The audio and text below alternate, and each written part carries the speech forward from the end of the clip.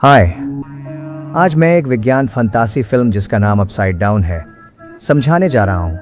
आगे स्पॉयलर्स हैं, सावधान रहें और ख्याल रखें। फिल्म की शुरुआत होते ही एक आवाज हमें उसके ग्रह के नियम बताती है, जिसमें दोहरी गुरुत्वाकर्षण है। ऐसे विश्व में दो ग्रह इतने करीब होते हैं कि वे आकाश को ढक लेते हैं। ऊपरी ग्रह पर रहने वाले लोग निचले ग्रह पर रहने वालों के लिए उलटे नजर आते हैं। ग्रह पर गुरुत्वाकर्षण के नियम दोनों ग्रहों के निवासियों पर लागू होते हैं, इसलिए वे दूसरे ग्रह पर नहीं जा सकते क्योंकि उनके अपने ग्रह का गुरुत्वाकर्षण उन्हें नीचे की ओर खींचता है। 3 मौलिक कानून हैं। 1. सभी वस्तुएं केवल एक गुरुत्वाकर्षण द्वारा खींची जाती हैं, जो उनके उत्पत्ति के ग्रह का गुरुत्वाकर्षण है। 2. एक वस्तु का वजन विपरीत दुनिया से पदार्थ का उपयोग करके संतुलित किया जा सकता है, जिसे उलटा पदार्थ कहा जाता है। और 3. उलटे पदार्थ के संपर्क में कुछ घंटों के बाद संपर्क पदार्थ जल जाता है। ऊपरी दुनिया को अपटॉप कहा जाता है, जबकि निचली को डाउन बिलो कहा जाता है। दोनों दुनियाओं की स्थिति काफी अलग है। ऊपर वाला अत्यधिक विकसित और समृद्ध है, जबकि नीचे वाला अविकसित और गरीब है। ऊपरी दुनिया नीचे से सस्ता तेल निकालती है और उन्हें बहुत ऊंची कीमत पर बिजली बेचती है। वे नीचे की दुनिया के संसाधनों का शोषण करते हैं और खुद समृद्ध होते हैं। लोगों को दूसरी दुनिया के किसी भी व्यक्ति के संपर्क में आने से सख्ती से मना किया गया है। इस कानून के उल्लंघन पर मृत्युदंड या कारावास का दंड हो सकता है। दोनों ग्रहों के लोग केवल ट्रांस वर्ल्ड कंपनी के मुख्यालय में कानूनी रूप से संपर्क कर सकते हैं। ये एक गगनचुंबी इमारत है जो दो दुनियाओं को जोड़ती है। ऊपर के लोग पर्यटन और नवीनताओं जैसे कि छत पर नृत्य करने के लिए नीचे जाते हैं, लेकिन नीचे के लोगों के पास ऐसी सुविधाएं नहीं हैं। इसका वर्णन करने वाली आवाज़ एक छोटे बच्चे एडम की आवाज़ है। एडम नीचे रहने वाला निवासी है। वर्षों पहले ट्रांसवर्ल्ड फैक्ट्री विस्फोट में उसके माता पिता की मौत हो गई थी, जिसने शहर का आधा हिस्सा नष्ट कर दिया था। इसलिए वह एक अनाथालय में रहता है। उसका एकमात्र रिश्तेदार उसकी परदादी बेकी है, जिससे वह सप्ताहांत पर मिलने जाता है। एडम की जिंदगी में एकमात्र खुशी हवाई जहाज और उसकी आंटी के उड़ते पैनकेक्स हैं। एक दिन जब वह बेकी के पास होता है तो वह उसे अपने गुप्त उड़ते पैनकेक्स की रेसिपी के बारे में बताती है। उसकी गुप्त उड़ते पैनकेक्स की रेसिपी गुलाबी मधुमक्खियों के पराग का उपयोग करती है। गुलाबी मधुमक्खियां अपना पराग दोनों दुनियाओं से एकत्र करती हैं, जो केवल सेज माउंटेन में पाया जा सकता है। वह उसे एक किताब भी दिखाती है जिसमें गुलाबी मधुमक्खियों के रहस्यों के बारे में लिखा है, और वादा करती है कि जब वह बड़ा हो जाएगा तो उसे यह किताब देगी। एक दिन बेकी एडम को पहाड़ से पराग इकट्ठा करने के लिए भेजती है। वह बताता है कि वह दिन उसकी जिंदगी को हमेशा के लिए बदल देता है। वह पहले से अधिक ऊंचाई पर चढ़ता है और शिखर तक पहुंचता है। वहां से वह साफ साफ ऊपर देख सकता है। एडम के हाथ में एक कागज का हवाई जहाज है, जिसे वह ऊपर की ओर फेंकता है। यह उड़ता है और जमीन पर उतरता है। एक खूबसूरत लड़की इसे पाती है। एडम उसकी तरफ देखता है। वे दोनों मुस्कुराते हैं और बाकी तो इतिहास है। कुछ साल बाद अब एडम एक सुंदर किशोर बन गया है। वह और लड़की ईडन तब से दोस्त हैं। वे पिछले बार से हर दिन उसी जगह मिलने आते रहे हैं। उस दिन भी एडम पहाड़ की चोटी पर ईडन का इंतजार करता है। वे मिलते हैं और एडम ईडन को अपने पास लाने के लिए गुरुत्वाकर्षण के दूसरे नियम का उपयोग करता है। वह उसके शरीर पर एक रस्सी बांधता है और उसे नीचे खींचता है। दोनों जंगल में दौड़ते हैं। एडम ईडन को पकड़ कर रखता है, लेकिन अचानक वे गोली की आवाज सुनते हैं। वे जल्दी से पहाड़ी की चोटी पर वापस लौटते हैं। जैसे ही एडम ईडन को ऊपर भेज रहा होता है, गार्ड उसे गोली मार देते हैं। रस्सी उसके हाथों से फिसल जाती है और ईडन ऊपर की जमीन पर अपना सिर मार लेती है। वह उसे जमीन पर बेहोश पड़ा देखता है, जबकि उसके सिर से खून बह रहा होता है। उधर गार्ड्स एडम को पकड़ लेते हैं, उसे बेकी से अलग कर देते हैं और जेल में डाल देते हैं। वे बेकी के घर को भी जला देते हैं। कट टू 10 साल बाद। अब आदम एक युवा वयस्क है जो अल्बर्ट के साथ एक मैकेनिक की दुकान में काम कर रहा है।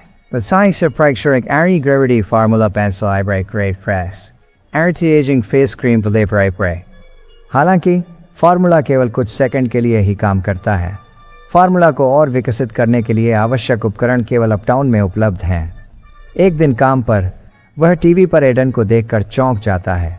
उसने घटना के बाद से उसे नहीं देखा है। यह पता चलता है कि वह ट्रांसवर्ल्ड में काम करती है। एडम उसे जिंदा देखकर बहुत खुश होता है। फिर वह ट्रांसवर्ल्ड में काम शुरू करता है क्योंकि वे उसे फेस क्रीम का फॉर्मूला पूरा करने के लिए आवश्यक संसाधन प्रदान कर सकते हैं। एडम वहां अपनी बचपन की प्रेमिका से मिलने की भी योजना बनाता है। अपने पहले कार्य दिवस पर ट्रांसवर्ल्ड में एडम इस विशेष कार्यस्थल से मंत्रमुग्ध है।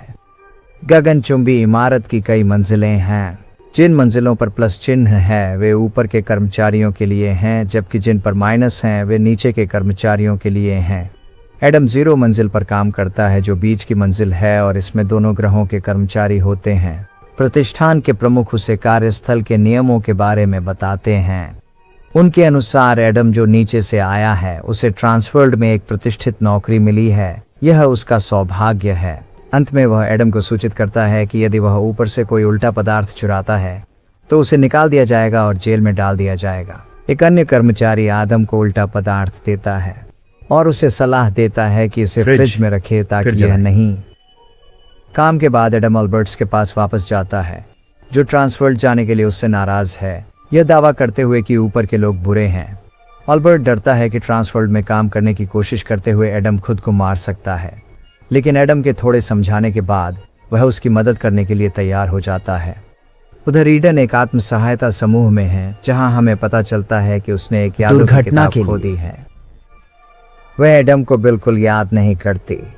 एक दिन काम के दौरान एडम अपने साथी बॉब से, जो ऊपर से है, ईडन से मिलवाने को कहता है। बॉब सहमत हो जाता है। उस रात एडम, अल्बर्ट और उनके दोस्त पाब्लो एक साथ होते हैं। पाब्लो एडम से पूछता है कि क्या यह सब वाकई में इसके लायक है। उसे डर है कि ईडन अब और एडम के साथ जुड़ना नहीं चाहेंगी, लेकिन एडम जोर देता है कि यह इसके लायक है। अगले दिन काम पर वह बॉब को नीचे से दुर्लभ स्टैम्प्स उपहार में देता है। वह अपने फेस क्रीम पर बहुत मेहनत करना शुरू करता है। कुछ दिनों बाद वह प्रस्तुत करता है। क्रीम को बोर्ड ऊपर से वह इसे एक कुत्ते के चेहरे पर लगाता है, जिसके बाद उसका चेहरा उठा हुआ दिखाई देता है। बोर्ड प्रभावित होता है और क्रीम के प्रभाव को लंबे समय तक बनाए रखने के लिए एडम को अधिक समय देता है। उस दिन एडम अतिरिक्त घंटे काम करता है। ऑफिस खाली होने के बाद वह एक उपकरण पर चढ़ता है और बॉब के फोन से ऊपर के रिसेप्शनिस्ट को कॉल करता है। वह फिर बॉब के साथ मिलने की अपॉइंटमेंट तय करता है। बाद में अल्बर्ट की दुकान पर वे एडम के लिए इन्वर्स मैटर से बना एक भारी सूट बनाते हैं ताकि वह ऊपर चल सके। हालांकि गुरुत्वाकर्षण के तीसरे नियम के कारण सूट कुछ समय ऊपर रहने के बाद जलने लगेगा। अगले दिन एडम काम पर एक निजी कमरे में सूट पहनता है और खुद को ऊपर की मंजिल के कर्मचारी के रूप में छुपाता है। जैसे ही वह सूट और जूते पहनता है, उनका वजन उसके शरीर के वजन को संतुलित कर देता है, जिससे वह छत पर चलने में सक्षम हो जाता है। फिर वह जल्दी से ईडन की मंजिल की ओर दौड़ता है। उसे देखकर वह प्रसन्न होता है, लेकिन वह उसे पहचानती नहीं है। उसके सहयोगी एडम को ईडन की भूलने की बीमारी के बारे में बताता है। एडम एक बहाना बनाता है कि वह ईडन से मिलने आया है, क्योंकि उसके चेहरे की क्रीम उसे दिलचस्प लग सकती है। वह बचपन की बातें बताने की कोशिश करता है ताकि वह उसे पहचान ले, लेकिन वह बस हंसती है। तभी उसका सूट जलने लगता है। एडम बाथरूम की तरफ दौड़ता है और पानी से दर्द कम करने की कोशिश करता है। जब वह पेशाब करता है तो वह छत की ओर गिरता है। पेशाब धुएं के डिटेक्टर में चला जाता है। तभी एक अलार्म बज उठता है और अधिकारी एडम का पीछा करते हैं, लेकिन वह भाग निकलता है। बाद में उसी रात पाब्लो और अल्बर्ट उसकी जलन पर मलहम लगाते हैं। पाब्लो अगली सुबह काम पर कुछ खाने के बारे में अब भी संदेह करता है। एक अलार्म बज उठता है। बोर्ड फिर कुछ कर्मचारियों के नामों की घोषणा करता है जिन्हें निकाल दिया जाएगा। बॉब का नाम भी सूची में है। हर कोई जाने के बाद बॉब और एडम बातचीत करते हैं। एडम बॉब के लिए अफसोस करता है। छोड़ने से पहले बॉब उसे एक डिब्बा देता है जिसमें उसका की कार्ड और आईडी होती है, ताकि एडम ट्रांसवर्ल्ड बिल्डिंग से बाहर निकलकर ऊपर वाले क्षेत्र में जा सके अगर वह चाहे। एडम अकेला होता है जब उसे बॉब के फोन पर एक कॉल आती है। इसे खाया जाता है। वह आश्चर्यचकित है कि एडम पिछले दिन छोड़ने के बाद वापस नहीं आया और वह उससे मिलना चाहती है। एडम बहुत खुश है और उससे रेस्तरां में मिलने के लिए सहमत हो जाता है। वह एक निजी कमरे में जाता है और फिर से सूट पहनता है ताकि वह एक ऊपर के कर्मचारी के रूप में भेस बदल सके। फिर बॉब का कार्ड इस्तेमाल करके वह ट्रांसवर्ल्ड बिल्डिंग से बाहर आता है और पहली बार असली अप टॉप में प्रवेश करता है। चारों ओर देखता है और चकित होता है। फिर वह देखने जाता है। रेस्टोरेंट में एडम उसे अपनी याद दिलाने की कोशिश करता है जो ईडन को असहज कर देता है। वह जाने वाली होती है, लेकिन एडम उसे रुकने के लिए मना लेता है। वे कुछ देर बात करते हैं, जिसके बाद एडम के जूते जलने लगते हैं। उसे यथासंभव जल्दी डाउन बिलो वापस जाना होता है। दोनों रेस्टोरेंट से बाहर आते हैं और अगले दिन फिर मिलने का प्लान करते हैं। आदम के जूते में आग लग जाती है, इसलिए वह पास के समुद्र की ओर दौड़ता है और उस पर कूद जाता है। जैसे ही उसके जूते गिरते हैं, वह नीचे गिर जाता है और एक दूसरे समुद्र पर उतरता है। आदम अंततः घर पहुंचता है, लेकिन उसे सर्दी हो जाती है। उस रात ईडन और अपने बारे में सपना देखती है। उसकी याददाश्त वापस आने लगी है। अगले दिन काम पर एडम के चेहरे की क्रीम का फॉर्मूला पूरा हो जाता है। वह इसे ऑडिटोरियम में बोर्ड के सदस्यों को प्रस्तुत करता है। एक बूढ़ी औरत एडम के पास बैठती है। वह क्रीम को उसके चेहरे पर लगाता है और यह तुरंत उठ जाता है। बोर्ड के सदस्य उसके लिए ताली बजाते हैं। तभी एडिना ऑडिटोरियम में प्रवेश करती है। वह एडम को देखती है और यह देखकर हैरान होती है कि वह नीचे से आया है। वह सबके सामने उसे बॉब बुलाती है, लेकिन एडम उसे बताता है कि शायद वह गलती कर रही है और उसका नाम एडम है। भ्रमित एडिना वहां से भाग जाती है। मीटिंग खत्म होने के बाद आदम अपने सूट में ऊपर की ओर तेजी से जाता है। वह दौड़कर ईडन को खोजने लगता है। हालांकि ईडन बिल्डिंग से बाहर निकल जाती है इससे पहले कि आदम उसे पकड़ सके। आदम बॉब का कार्ड प्रयोग करता है, लेकिन इस बार यह काम नहीं करता क्योंकि बॉब को नौकरी से निकाल दिया गया है। देखते हुए कि उसकी पहचान उजागर हो गई है, आदम वहां से भाग जाता है क्योंकि गार्ड उसका पीछा कर रहा है।